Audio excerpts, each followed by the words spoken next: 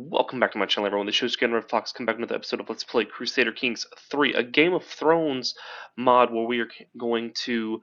I would normally say we're going to continue on as the Blackfyre Rebellion and as Melee's the Monstrous, but to be completely honest, in the last episode, if you have not actually watched it, we actually completed our goal. We actually went all the way from Essos, and we started off with having the North conquered, and then we went ahead and pressed our claim for the Iron Throne itself. The only place that we actually are currently at war with right now is the Kingswood, which I'm assuming was a war that was going on with the previous king upon the war we were with him, going against him in, and then we inherited the war once he was done. I'm going to go ahead and hand off this one piece of land real quick before I do anything. Lordship of King's Landing? Absolutely not. I do kind of want to just get rid of like the most I guess least useful place for us here, even though we're not going to continue on past this episode. But anyway, so to kind of just give a little rundown of everything that pretty much happened. So when we started the series, at first I was like very concerned. I wasn't exactly sure what to think of it. We're actually going to legitimize him real quick. I didn't know really what to think about this because we started off as the War of the Nine Penny Kings, and then post me having started the series and having lost in that first episode, I actually just went and like was scouring YouTube to see if anybody had actually done it and to see if it was even possible. And there was, in fact, somebody that I follow on YouTube who actually did go and win the War of the Nine Penny Kings. In a way, I'm kind of glad I didn't because I made like a nice little short series out of this. It's only going to be like I think this is like the ninth episode, so I was actually kind of glad that we didn't succeed, so we could actually see if it was possible to go ahead and conquer all of Essos that we had on the map, and then go over here from that point on. And I will say there was points in it where I was a little nervous. Um, I was kind of nervous that we wouldn't ever have enough troops to be able to actually go after him. But I think looking back at it, something that really did help us with the whole conquering of them is that a bunch of the kings died. So let's go ahead and let's look at try to find King's Landing here, and I want to see if we actually have the previous king um, under inside our court or anything. Let's see. So let's see if we actually have him as a prisoner. We do. So Prince Maelor Targaryen was the previous king of the Iron Throne, and then before him was King Aerys the Second. I believe this is the guy that we had when we started. It was either him or Jaehaerys. I think it was Aerys, if I'm not mistaken. But whenever we started this, the realm was kind of together, and we started a war at the beginning of the series, and it did not go well. They overwhelmed us, we got crushed, and it was terrible.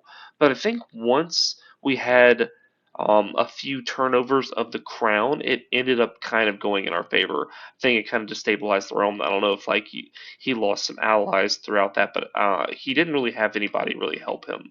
And the people that did come help him, we were pretty much even in troops with them. And as we're beating them and we're taking the land and everything, there was nothing they could really do. So it was a really, really good idea. So if I would suggest for anybody who's trying to do this in the future, maybe try whenever you have a few of the emperors, or I guess in this, like it's an emperor like in title for CK3, but a king of the Iron Throne, and the king of Westeros. I would probably wait until a few of those die. Another tactic that we probably could have done that would have been helpful is maybe going into an intrigue tree. Like if we would have went down intrigue and go down the truth is relative line, where we would have got like swift execution, job is done, twice schemed and stuff like that, and then got schemer. I think going down this tree right here could have potentially been more beneficial than what we were doing because we did have like just a lot of perks all over the place. But by the time I'd have thought about that, it'd already been too late. And plus, I wasn't exactly sure how long Melee's was going to survive. I mean, if you're looking at it right now, I think he's 80 years old. So the fact that he's this old, I think, is an anomaly. An anomaly. There we go. Couldn't get that word out. If you actually were to go and do this, I don't think he's going to live that long because his health is poor for the vast majority into this campaign, and Giant doesn't help in that regard. I think one thing that you could do, and this might hurt the whole intrigue idea, is I went down learning, went down the medicine focus, and got all the way down to whole of body. I don't think if I did this, I don't think that this is done in this amount of time. He probably dies, and then I probably have to pass him off to Prince Meelee's Blackfyre, and I don't know exactly how the game goes from there because then you have another Prince Meelee's as well. Let me see, is that how they're naming Prince Meelee's the Requiem Blackfyre of Blackfyre, and then let's see, we have him as Prince Meelee's Blackfyre of Dragonstone, and then Prince Melee. Okay, so they all are Prince Meelee's, which I think is hilarious. Um, and it's kind of funny that his son actually is not of the Faith of the Seven. But anyway, that's kind of an interesting like little aside I went on there. One thing I think I want to do before I wrap this up, because I did kind of want to give like a little summary of my thoughts of the whole run. Um, because I am going to do a short on this as well, where I kind of like do the difficulty rating for this, and I'm gonna be honest with you. Like, I'm not gonna go ahead and give out that rating right now because I like to. If you actually do go and watch the shorts that I do for all of my series rundowns and everything, I'm gonna leave that kind of like a cliffhanger for you to go and check out, so you can actually get my thoughts on it. But I probably would have rated it higher if not for how easy it was once the king started dying. Once the king started dying and the realm did not really come and back the king, and that might have been not only because of that, but it might also have been because they had another war or two going on inside of the realm while all that was going on. So that could have been part of it as well. But I think a lot of it has to do with just the kings dying and stuff like that, and that that always hurts whenever that kind of stuff happens in a game. It just I mean, you all know it. If you play this game long enough and you form empires and kingdoms, if whenever a character dies, it's like cleaning the turds out of the punch bowl. Like you have to deal with all the crap that comes with it. Factions that are constantly going to be risen up with you. See, right now I even have a dissolution faction, and I have like several people that are either wanting to do independence or install my son or install random people that Lord knows what. Like, look, we have install Owen of the Westerosi throne. He's a courtier, like, of Lord Oberyn, which is in Dorne. So some random dude that I don't, yeah, he's got a few things, but that's about. He's got claims. He doesn't even have like stuff. So this is what I'm talking about. You have a lot of things going on over there. So I mean, in a realistic world, I think that I actually had a fairly ideal like game. I think Melee's living for so long was good. I think that taking Essos going so easily was really good, and I think that the king dying and having several turnover over here was really nice as well. Um, I imagine if I played this again, I probably would not be near as lucky. Although I think that my knowledge of this playthrough, like this particular start date and this situation and this scenario that you're playing as, I think I might be okay. I feel more comfortable, but I don't know if I'd get as lucky. So it may not be as easy, or it might also be easier. It's hard to really say. So the difficulty rating is going to be kind of it's going to be kind of difficult for me to come up with, but I probably would have rated it higher if not some of the things gone my way. And it really seemed easy towards that last 2, 3 episodes or so. As you can probably tell if you go back and watch like episode 5 on up, you'll probably realize like how much easier it felt from that point. Because there was a point where I was like, oh gosh, I don't know what to do, to, oh, this is easy. So might happen the same way. I don't know exactly what happens. So to kind of get done with my little brief overview of the end of this, I do kind of want to go over here to wrap things up, and I want to see what happens whenever I actually fabricate a claim against these people over here. I guess I'm going to go ahead and do the Frozen Shore over here and fabricate a claim over there on that. Let's see how long it will take me. Yes, fabricate a claim. It'll take me 13 months. Okay, so that's what we're going to do. We're going to do that and wait for our claim to show up. And we're obviously going to have like a million pop-ups happen because we basically have the entire map, so there's always going to be something going on. But yeah, I think that like, I think that's the only thing about this too is like whenever you do own the entire map, you pretty much just have to expect there to be a pop-up like every 5 seconds because literally that's what's going on. Sure.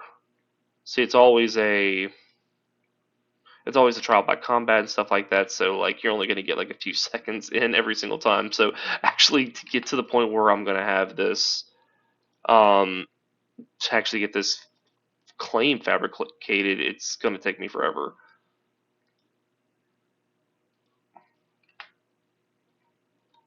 We should be in the positive here. There we go.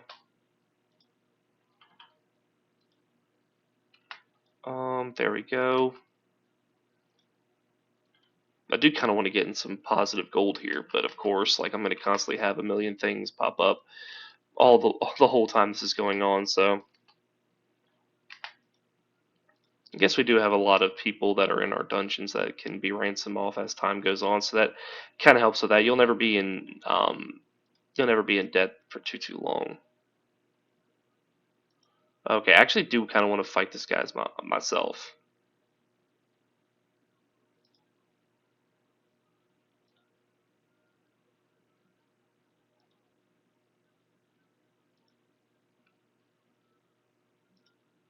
Okay, there we go. It's justice served. Allows you to rightfully imprison Prince Malor. Well, I mean, the thing about it is he's already in prison, so it's whatever. Okay, cool. So we're just basically waiting on this. Hopefully, it doesn't take too much longer. Oh, we did have an innovation that's kind of wild that we don't have that. Oh, Lord, a whole entire Independence faction is going against me now. Look at that. That's interesting. Okay, well, I didn't expect that to happen at the end of this episode, so let's go ahead and call in our allies. That'll be interesting. Hmm. Let me see how many troops they have. They probably have quite a few. Who is the head honcho here? So let's go ahead. This actually be pretty fun to do. I think I win, but you never know. Like this one won't be near as straightforward for sure. So let's go ahead and let's give it a shot. Oh wow, they make me go all the way around. Oh, there's a mountain range right there. That's interesting. I guess I've never looked at the geography of Westeros to see exactly where everything's at, so that's interesting. Oh, and the lag, my goodness.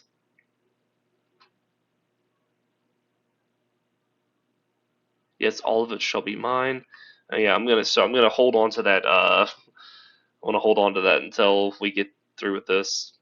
We do have quite a few people allies coming, so that's interesting. I didn't. I mean, I don't remember calling them. I remember calling that one person, but I don't remember calling all these people. So that's interesting. Maybe that's just part of it. Maybe they just kind of show up as time goes on. Let's go ahead and merge all of our people. And it doesn't take very long to siege all this, thank goodness. That was going to be my next thing. I was wondering how long it was going to take for me to actually siege these holdings. We're going to go ahead and get rid of that. Crime cannot go unpunished. I'm lost for words. Cool. Oh, a 5 month siege on this one. Horn Hill. Okay, so Horn Hill, this would be where the Tarleys are, I believe. So that actually kind of makes sense. It's a pretty sizable place. So this is not just some like random fort in the map on the map somewhere. So that tracks a little bit.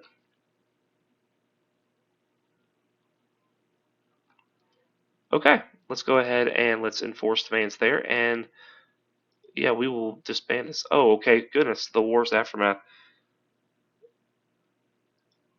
My will be done, my will be done, my will be done, my will be done. There we go. Awesome. All right, now on to the matter at hand, the frozen shore. Let's go ahead and see what happens here. If I were to declare war, all of my claims on them. Whoa, hold up, the game kind of froze up a little bit here, so let's see what happens. Okay, so let's hold court real quick. This is actually so cool. So I actually think that this is more lore friendly compared to the actual TV show from the original Game of Thrones. Because I think it was supposed to be more mangled looking in the actual books than it was in the actual original show. So this is pretty cool, actually, like how they did that. Okay, beautiful. Now let's go ahead and let's move our people over here.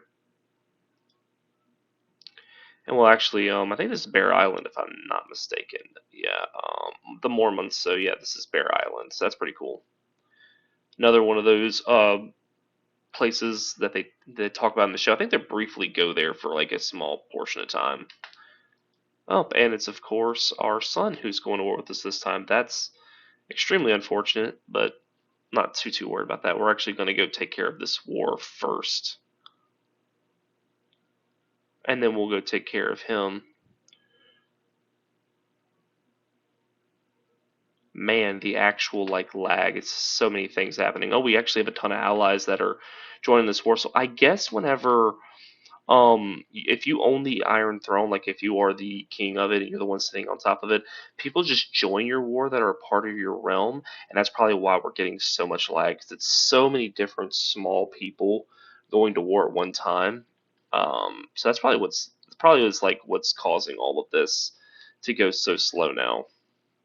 And see, like, look, it's just so much stuff going on. It's just one thing after the other, and no time is really passing if you look at this. So, fun thing to pay attention to that if you're going to be, doing this, you might want to, you might want to be aware that you're going to have a ton of lag. So that's another thing that I wasn't expecting a whole lot. I thought this would run a little bit smoother, but I guess I probably should have, you know, thought like I probably should realize like, oh, this isn't exactly how this is supposed to go.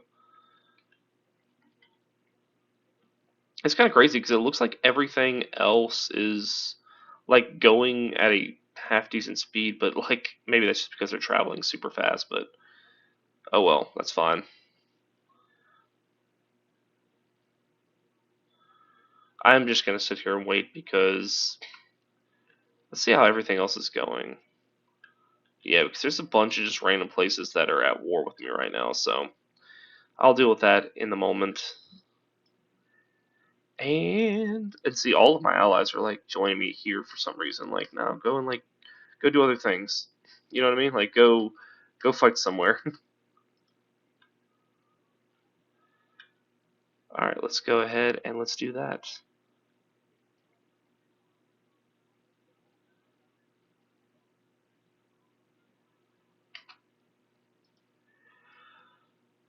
All right, there we go. Oh wow, that actually is pretty nice. It gave us the 14% right there, so that's nice. Oh, and we did get another stewardship thing, so that's pretty cool. Let's capture the capital of this first. Okay, it's going well. I don't foresee this war taking too long at all, so I'm not too worried about that.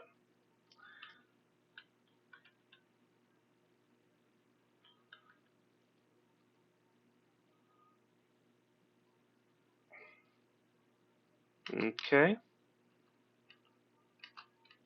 This is interesting. That was like a ton of battles, like a ton of sieges right there that I went through. Let's see. Some of these are like hidden in the snow. It's like hard to see them. But whatever, I think we're doing fine.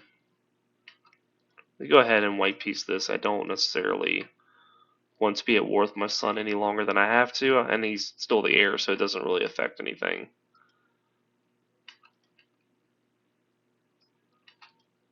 Okay, hold up. Pause. And let's enforce demands. And I'm curious what's going to happen.